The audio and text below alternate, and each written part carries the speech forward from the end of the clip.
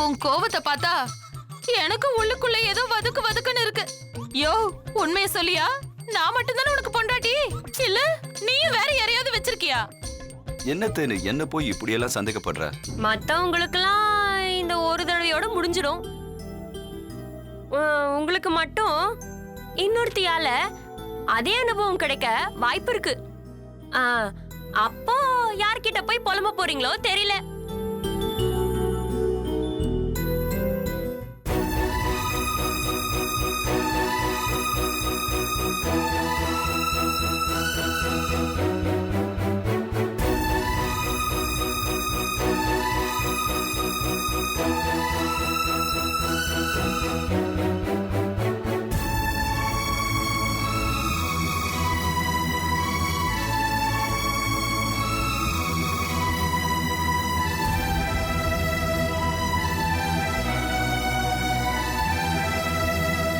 வள்ளியம்மா,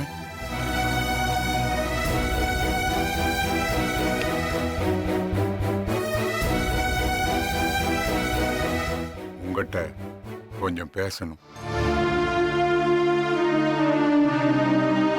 நான் உங்ககிட்ட மன்னிப்பு கேட்கலான்னு வந்திருக்கேன் வள்ளியம்மா.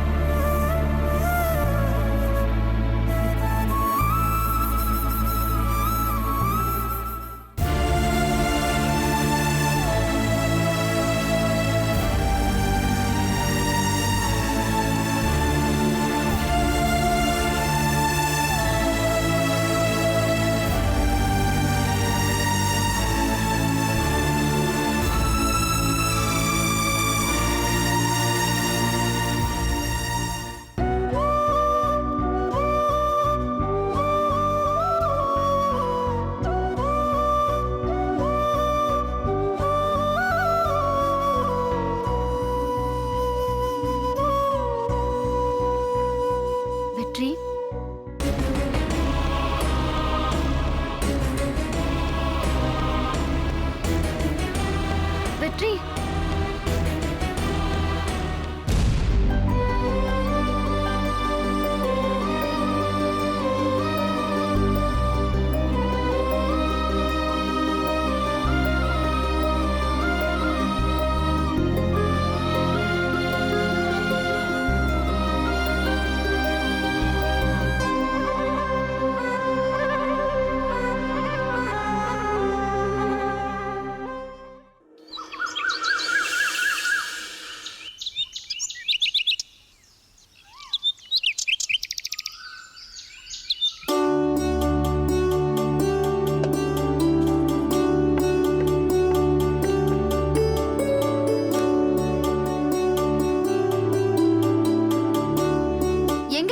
காணோம்.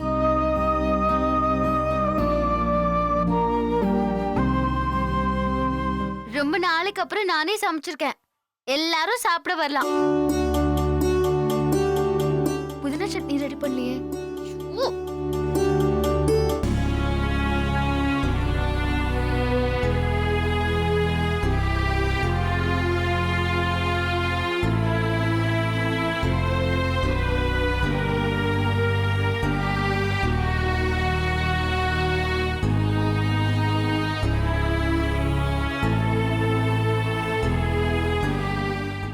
ஏய் அனுஷ்கா, என்னைய கூப்பிட்டீங்க? ஆமா. எங்க போற? லக்ஷ்மி அக்கா கூப்பிட்டது காதுல விழல. பசிக்குது, சாப்பிட போறேன். எனக்கும் தான் பசிக்குது, வாசம் வேற மூக்க தொலைக்குது. அப்ப வாங்க போய் சாப்பிடலாம். ஏய், உனக்கு கூச்சமே இல்லையா? சாப்பிடறதுக்கு எதுக்குங்க கூச்சப்படணும்? இல்ல நான் பேசின பேச்சுக்கு அவங்க மூஞ்சில முழிக்கவே எனக்கு கூச்சமா இருக்கு. அதான் எப்படின்னு. எனக்கு அதெல்லாம் இல்ல. எனக்கு பசிக்குது, நான் சாப்பிட போறேன். ஏய் ம். கொஞ்சம் வெயிட் பண்ணு, 2 பேரும் சேர்ந்து போலாம். ஹம்.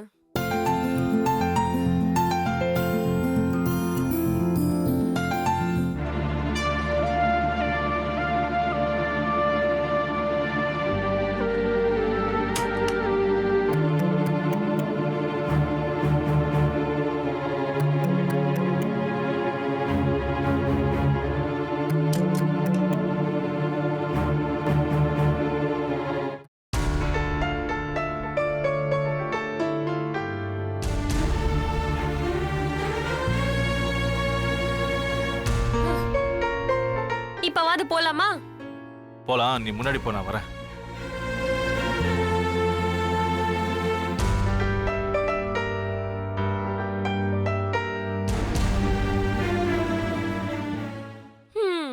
டிஃபன்லாம் ரெடியா இருக்கு, ஆனா யாரும் வரல. அதுக்கு தான் நான் உன்னை வெயிட் பண்ண சொன்னேன்.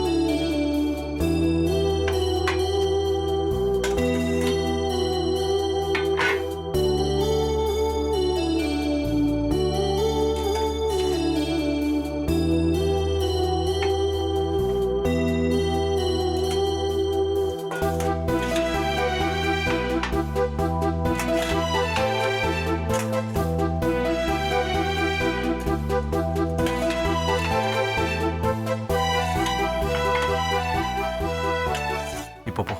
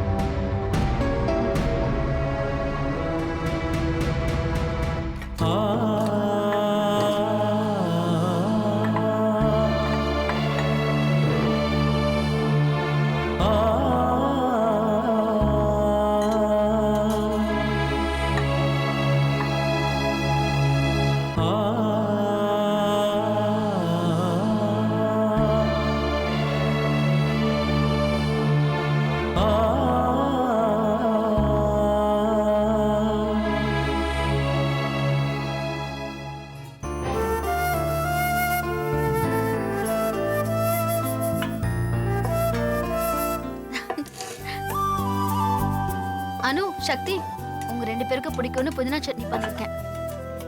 சாப்பிடுங்க.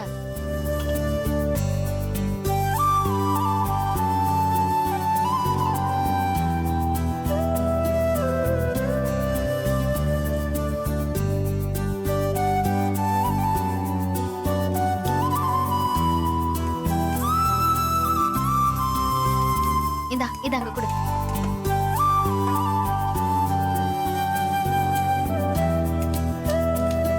ரொம்ப நாளைக்கு அப்புறம் சமைச்சிருக்கேன். நல்லா இருக்கான்னு சாப்பிட்டு சொல்லு.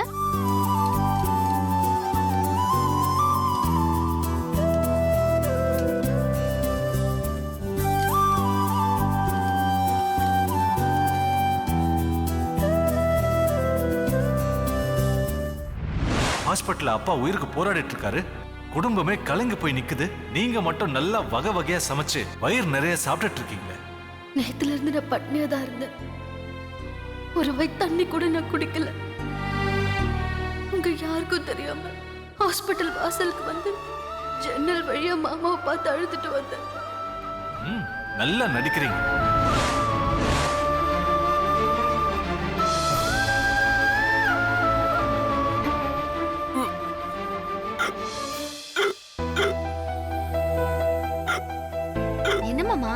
தண்ணி குடிக்கலாம்ல?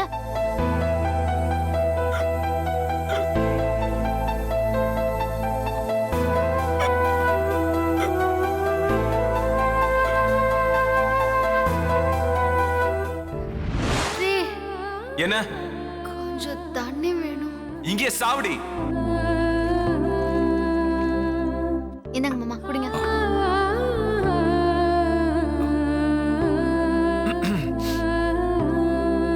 கூப்பிட்டீங்களா?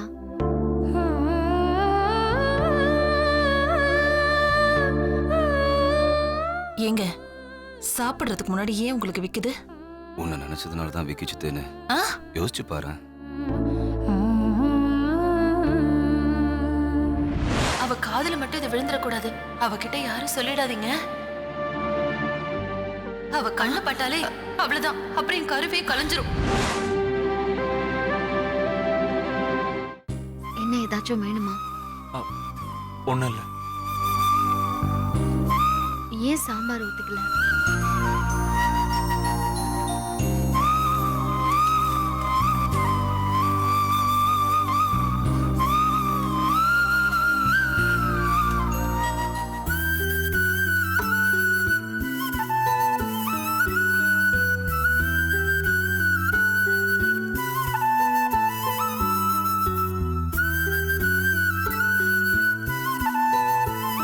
அக்கா, என்னாச்சு சாப்பிடாம இருக்கீங்க? என்னக்கா யோசிச்சுட்டு இருக்கீங்க? பிரெக்னெண்டா இருக்கீங்க, நல்லா சாப்பிடணும்ல, சாப்பிடுங்க.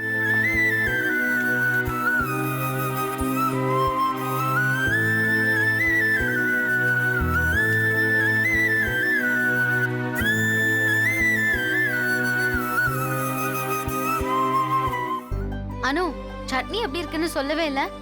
நல்லா இருக்கா? ம், பிடிக்கலையா? நல்லா இருக்கு. சாப்பிடப்போ. அத்தை, உங்களுக்கு தக்காளி சட்னி பிடிக்கும்ல?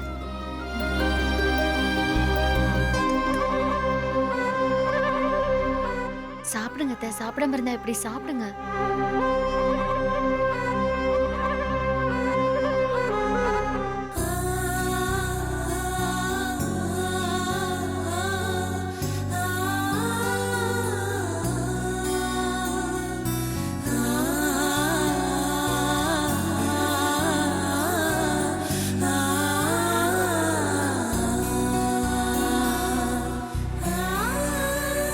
கதிர்,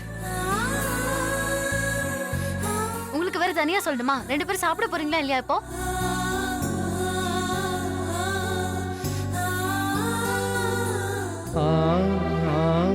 இங்க எல்லாரையும் சாப்பிடுவாங்கன்னு கூப்பிட்டது வெறும்னே சாப்பிடறதுக்காக மட்டும் இல்ல.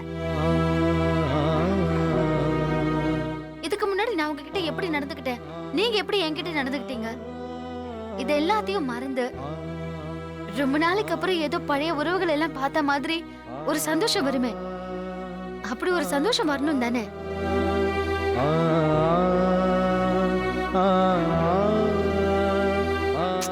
இது பாருங்க, இப்ப யாராவது நம்மள அடிக்க வந்தா முதல்ல நம்ம என்ன பண்ணுவோம்? தடுக்கிறதுக்கு முயற்சி பண்ணுவோம், இல்லைன்னா திருப்பி அடிப்போம். அதை விட்டுட்டு அடிக்கிற நேரத்துல இவன் ஏன் அடிக்க வரான், எதுக்கு அடிக்க வரான்னு யாருமே யோசிக்க மாட்டோம். நம்ம எல்லாருமே சூழ்நிலை கைதியா தானே இருந்திருக்கோம். சண்டெல்லாம் முடிஞ்சு எவன் மண்டையாவது உடைஞ்சாதான் அந்த யோசனையே வரும். நான் இதெல்லாம் ஏன் சொல்றேன்னு உங்க எல்லாருக்கும் புரியுதா? கொஞ்ச நாள் நம்ம யாருமே நாமளாவே இல்ல. நம்ம எல்லாருக்கும் இவ்ளோ பெரிய பிரச்சனை சுனாமி மாதிரி வந்துட்டு போயிடுச்சு. இன்னைக்குதான் நம்ம எல்லாரும் அதை கடந்து வந்துட்டோம்ல. இப்ப நான் பழைய லட்சுமியா உங்க முன்னாடி நிக்கிறேன். நீங்களும் உங்க பழைய நிலைமைக்கு திரும்பிடுங்க.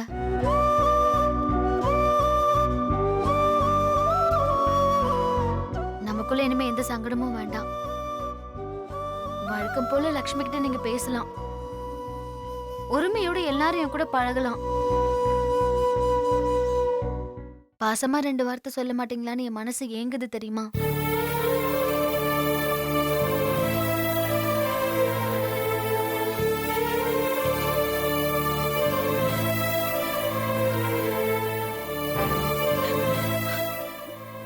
அத்தை, ஐயோ, இவ்ளோ பேசுற மறுபடியும் அழுதா எப்படி? அழாதீங்க அழாதீங்க அத்தை.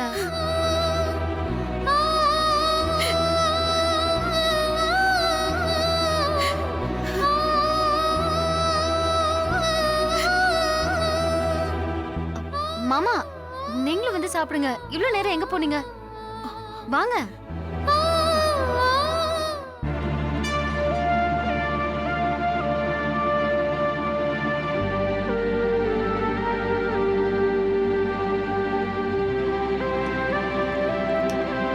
சாப்பிடுங்க மாமா, ஆ சாப்பிடுங்க.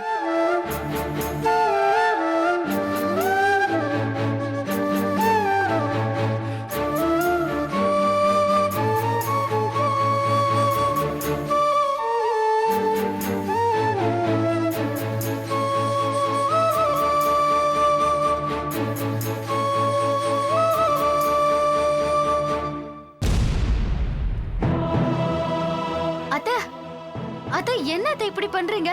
அத்தை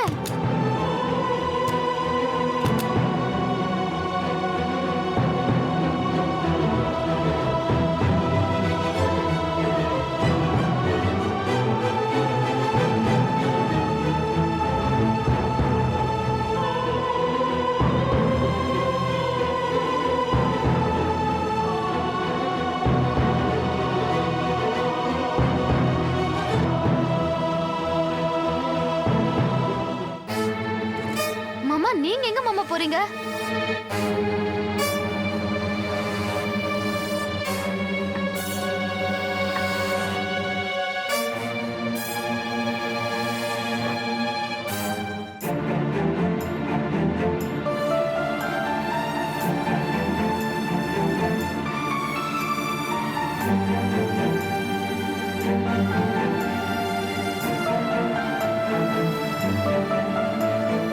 மாமா அவங்க போனா போட்டோம், நீங்க சாப்பிடுங்க. இல்லம்மா, எனக்கு வேண்டாம். கல்யாணம் ஆன நாள்ல இருந்து நான் இன்னொருத்தி மனசுல வச்சுக்கிட்டதா அவளோட நான் வாழ்ந்திருந்ததா அவ நினைக்கிறாம்மா. அவளை தவிர இன்னொருத்தி என் வாழ்க்கையில் இருந்திருக்காங்கிறத அவளால ஏத்துக்கவும் முடியல, ஜீரணிச்சுக்கவும் முடியல. அம்மா பக்கம் நியாயம் இருக்குன்னு பசங்களும் அவ பக்கம் சாஞ்சிட்டாங்க. அவளை பொறுத்த வரைக்கும் நான் செஞ்சது துரோகம் தானே. மாமா விடுங்க மாமா, கண்டிப்பா அவங்க உங்களை ஏத்துப்பாங்க. நீங்க சாப்பிடுங்க மாமா. அவ மனசுல துக்கமோ வயித்துல பசி இருக்கும் போது நான் மட்டும் எப்படிம்மா சாப்பிட முடியும்? என்ன மன்னிச்சிருமா.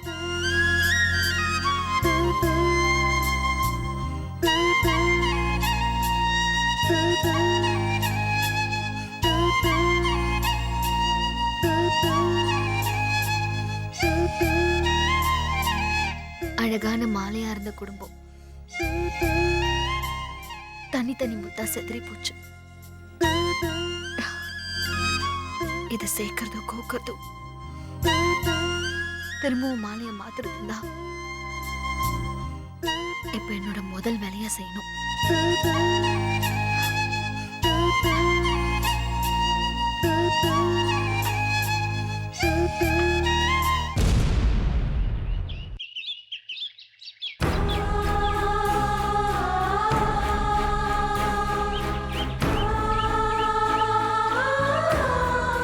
உனக்கும் செந்திலுக்கும் என்ன உறவுன்னு இந்த நிமிஷம் வரைக்கும் எனக்கு தெரியாது. நல்ல உறவா இருக்க வாய்ப்பே இல்லைன்னு மட்டும் எனக்கு நல்லா தெரியும். என் மேல எந்த தப்புமே இல்ல. இது என் வயித்துல வளர நம்ம குழந்தை மேல சத்தியம். ஒண்ணு நீ உண்டா இருக்கேன்னு சொன்னது பொய்யா இருக்கணும், இல்லனா அதுக்கு வேற யாராவது அப்பனா இருக்கணும்.